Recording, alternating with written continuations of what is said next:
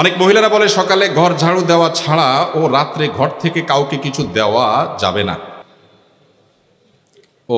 সকালে ঘর ঝাড়ু দেওয়া ছাড়া কাউকে দেওয়া যাবে না, রাতে ঘর থেকে কিছু দেওয়া যাবে না। কিছু হাদিস আছে, হাদিসটা হলো হাদিসুন নেসা। হাদিসুন নেসা বুঝেন? এগুলো আমাদের মা চাষিদের মধ্যে প্রচলিত আছে, কোরআন হাদিসে এগুলোর কোনো অস্তিত্ব। এটা হলো এরকম একটা হাদিস যে ঘর ঝাড়ু দেওয়া ছাড়া কাউকে কিছু দেওয়া যাবে না। এগুলোর পিছনে বিভিন্ন ভিন্ন ধর্মী মানুষদের বিশ্বাস আছে, কাজ করে। আল্লাহ বলেছেন ওয়ান তাকুলু আলাল্লাহি মা লা তা'লামুন, আল্লাহ তাআলার ব্যাপারে তোমরা না জেনে কিছু বলবা না, মন গড়া কিছু বলবো না, এগুলো গুনাহের কথা, জায়েজ নাই। আল্লাহ তাআলা আমাদেরকে বুঝার তৌফিক দান করুন।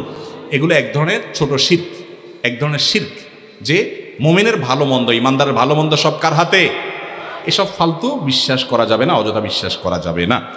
অনেক রকমের আছে এরকম, সকালবেলায় আপনার ঝাড়ু দেখলে এটা হয়, কাক দেখলে ওইটা হয়, কাকের ডাক শুনলে এটা হয়, বাম চোখ লাফাইলে এটা হয়। আমার মনে হয় লিস্ট করলে কয়েকশো হবে এরকম জাল হাদিস আছে এবং ভিত্তিহীন কথা আছে।